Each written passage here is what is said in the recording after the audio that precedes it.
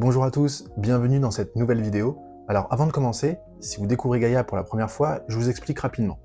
Gaia, c'est l'intelligence artificielle développée par l'IFACI pour accompagner les auditeurs internes et les professionnels du risque au quotidien dans leur mission. Gaia se décline en 5 agents conversationnels. On a donc Gaia, c'est l'agent général, qui est un peu votre assistant de tous les jours. Ensuite on a Gaia Lex, qui lui va vous aider à naviguer dans les normes internationales d'audit interne, et plus précisément des normes officielles de l'IA. Gaia RCM, quant à lui, va vous aider à construire votre matrice des risques, des contrôles et des tests d'audit. Gaia Writer, qui va vous aider à rédiger des contenus longs type formation, articles, présentation. Et celui qui nous intéresse aujourd'hui, Gaia Observation. Alors Gaia Observation est spécialisé dans la rédaction et la vérification des observations d'audit, et vous allez voir qu'il peut vraiment vous faire gagner un temps considérable, tout en vous aidant bien sûr à améliorer la qualité de vos rapports, et c'est ce qu'on va voir tout de suite.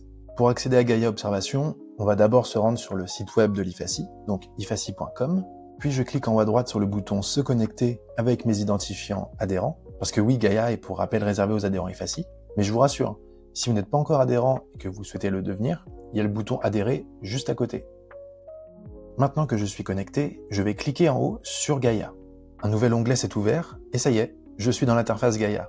Alors au passage, n'hésitez surtout pas à mettre en favori cette page pour ne pas avoir à chaque fois à vous rendre d'abord sur le site web de l'IFACI pour y accéder. À savoir aussi, lorsque vous arrivez sur Gaia, vous êtes par défaut sur l'interface de Gaia Général, qui pour rappel est votre assistant de tous les jours, et qui est aussi du coup votre porte d'entrée vers les 4 autres agents. Et ce que je veux utiliser aujourd'hui, c'est Gaia Observation. Donc je clique en haut à gauche sur le bouton Gaia, puis je clique sur Gaia Observation.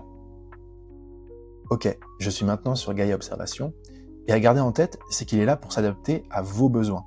Que ce soit quand vous êtes en train de rédiger votre fiche d'observation, ou de la compléter, ou que vous relisez les notes de votre équipe, et surtout à avoir aussi en tête, c'est que Gaia Observation s'appuie sur les bonnes pratiques de l'IPPF, c'est le CRIP en français, ce qui va garantir que vos observations respectent toujours les standards de la profession. Alors avant de vous faire une petite démo, je vais juste vous parler rapidement de ces 4 petits boutons qui sont ici, sous le champ de texte. On a donc le bouton confidentialité, qui détaille un peu le caractère complètement anonyme de Gaia. C'est-à-dire que rien n'est stocké, rien n'est envoyé, rien n'est réutilisé. Ensuite, on a le bouton Conseil, qui vous donne des suggestions de prompt. Prompt, ça veut dire instruction, à poser à Gaia Observation, ce qui vous permet en fait de voir rapidement l'étendue des questions que vous pouvez lui demander. Ensuite, le bouton Export, pour télécharger au format Word cette conversation, si vous voulez ensuite l'inclure dans vos documents, dans vos projets. Et enfin, le bouton Nouvelle conversation, qui va supprimer la conversation actuelle pour en créer une nouvelle. Passons maintenant à la pratique, et je vais vous montrer, pas un ni deux, mais 3 cas d'usage de Gaia Observation. Alors on le sait tous, la partie rédaction de la fiche d'observation, ce n'est pas l'étape la plus rapide de la mission. On part souvent de quelques lignes de constat qui ne sont pas très détaillées, et qu'on va devoir du coup transformer en une observation professionnelle, claire, structurée, avec bien sûr la cause, le risque et la recommandation. Eh bien, Gaia Observation va justement vous aider à faire ce travail, et vous vous rappelez quand je vous parlais de gagner du temps grâce à Gaia. Donc pour l'exemple, je vais lui dire « retard régulier dans le traitement des factures fournisseurs, manque de suivi, absence de validation par un responsable », et j'appuie sur Enter ou sur la flèche. Donc vous voyez, c'est vraiment instantané, et vous voyez qu'il ne va pas juste me donner une réponse froide et finie. En fait, il va, comme un assistant ou un collègue, me poser des questions pour pouvoir avancer. Donc là, par exemple, il me demande de lui donner un peu de contexte. Et il m'a aussi préparé le squelette de la reco. Donc en orange, c'est ce qu'il faut compléter, en rouge, c'est ce qui n'a pas été fait, et vous voyez qu'il me propose aussi des suggestions de questions ou de réponses à lui apporter, afin d'approfondir cette conversation, ce projet. Donc là, pour lui donner un peu plus de contexte, je vais lui dire que l'objectif de l'audit est d'évaluer les processus de gestion des factures fournisseurs, et j'appuie sur Enter. Encore une fois, c'est vraiment instantané, et il va continuer à alimenter le document. Donc maintenant, le contexte est en vert, c'est-à-dire que c'est rempli, mais après, n'hésitez surtout pas à le challenger constamment. En orange, ce qu'il faut continuer à remplir, et en rouge, ce qui n'a pas été rempli. Donc on va continuer la conversation pour à la fin pouvoir télécharger le document au format Word. Ce qui est pas mal aussi avec Gaia Observation, c'est que vous pouvez lui demander d'adopter un ton particulier. Par exemple, d'utiliser un langage plus accessible suivant votre audience, ou encore par exemple plus persuasif pour ce qui concerne les recommandations. Donc là, on a fini de rédiger notre fiche d'observation, et on veut maintenant avoir un retour objectif dessus. Je vais donc, comme vous l'aurez deviné, copier tout le contenu dans Gaia Observation, donc copier-coller, pour qu'il me fasse son retour. Et encore une fois, rien n'est sauvegardé, rien n'est stocké, rien n'est envoyé ou utilisé, tout est anonyme dans votre utilisation de Gaia.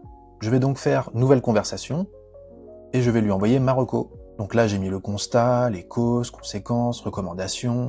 J'appuie sur Enter. Alors ce que j'aime bien, c'est qu'il va me répondre objectivement. Il n'a pas de biais émotionnel. Donc je sais qu'il ne va pas me répondre pour me faire plaisir ou autre. Ses retours sont neutres et encore une fois basés sur l'IPPF.